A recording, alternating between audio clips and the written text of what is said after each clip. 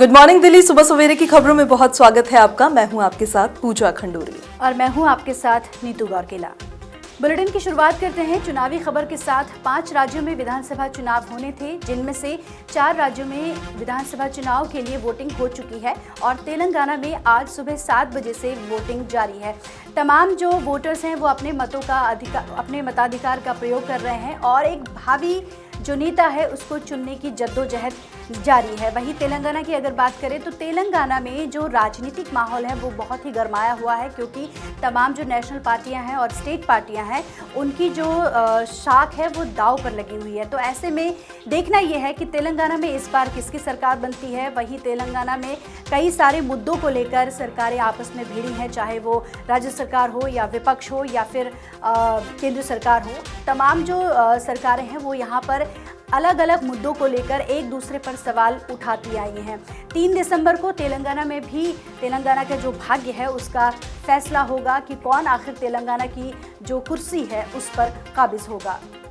और चलिए अब बात करते हैं दिल्ली से जुड़ी एक खबर की। दरअसल कल एमसीडी के सदन में बैठक हो रही थी, लेकिन ये बैठक हंगामे की भेंट चढ़ गई।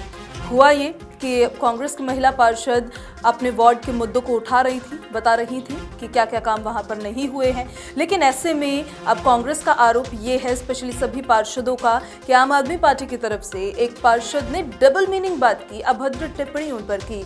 कहा कि वो पैसे लेकर मुद्दों को उठाती है। इस वजह से उस सदन में उस दौरान हंगामा हो गया और वेल पर पहुंचकर लगातार कांग्रेसी पार्षद जो थे वो हंगामा करते हुए नजर आए, तख्तियां उड़ाते हुए नजर आए। मेयर से ये मांग की गई है कि रिकॉर्डिंग की जांच की जाए, ये पहचाना जाए कि आखिर किस पार्षद ने इस तरह की अभद्र टिप्पणी की और फिर उस पर कार्रवाई की जाए। आइए आपको कल की कुछ तस्वीरें भी दिखाते हैं।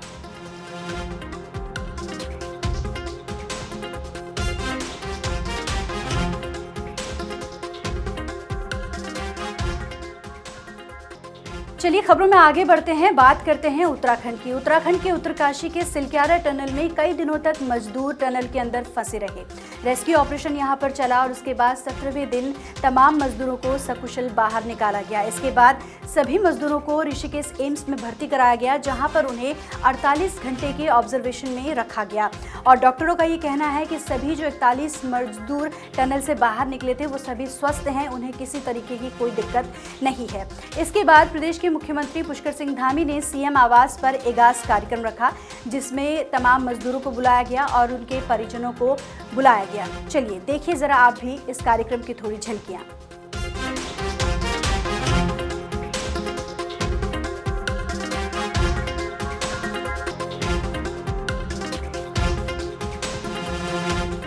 और चलिए अब बात करेंगे प्यार के खातिर पाकिस्तान पहुंची अंजू की, जो वापस अब दिल्ली लौट आई है। देर रात कल दिल्ली में एंट्री हुई। एयरपोर्ट से निकलते वक्त मीडिया वालों ने घेर लिया, कई सवालों की बौछार की, लेकिन अंजू सबसे बचते बचाते वहां से निकल गई, किसी के सवालों का जवाब नहीं दिया। अगर आप नहीं जानते हैं कि अंजू कौन है तो आपको जरा एक रिमाइंडर दे देते हैं, आपको जरा एक फ्लैशबैक दिए चलते हैं। जैसे सीमा हैदर पाकिस्तान से इंडिया आई थी अपने सचिन के लिए, वैसे ही अंजू इंडिया से पाकिस्तान पहुंची थी अपने नसरुल्लाह की। फेसबुक पर दोस्ती हुई थी, उसके बाद बातचीत हुई, फिर प्यार हुआ और अंजू, जिसका पति भी था, 2 बच्चे भी थे, उनको छोड़कर वो पाकिस्तान पहुंच गई और वहां जाके उसने नसरुल्लाह से निकाह कर लिया।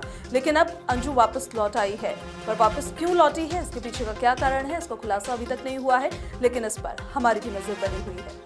चलिए बात करते हैं बढ़ते प्रदूषण की। दिल्ली एनसीआर में प्रदूषण का जो लेवल है वो लगातार बढ़ता जा रहा है। यहाँ की जो हवा है वो इतनी ख़राब हो गई है कि लोगों का सांस लेना बड़ा मुश्किल हो रहा है। लोग ये सोच रहे हैं कि हम दिल्ली से बाहर चले जाएं ताकि कुछ शुद्ध हवा में सांस ले सकें। अगर आज की बात करें तो दिल्ली का जो AQI लेवल है वो 331 है। इसके साथ ही गुरुग्राम की अगर बात की जाए तो गुरुग्राम में 290 AQI आज का दर्ज किया गया।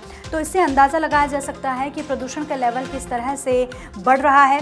और ये कहा जा रहा था कि बारिश होने के बाद जो प्रदूषण है वो कम हो जाएगा, जो हवा है वो स्वच्छ हो जाएगी, लेकिन ऐसा होता हुआ नज़र नहीं आ रहा है। प्रदूषण लगातार बढ़ रहा है और ऐसे में जो स्कूल्स हैं, जो स्कूल जाने वाले बच्चे हैं, उनको खासकर ज़्यादा दिक्कतें आ रही हैं, क्योंकि सर्दी अब काफ़ी बढ़ चुकी है और बीमारियों का दौर भी शुरू हो चुका है। तो मास्क लगाकर तमाम जो बच्चे हैं, जो बड़े हैं, बुजुर्ग हैं, वो अपने घरों से बाहर निकल रहे हैं।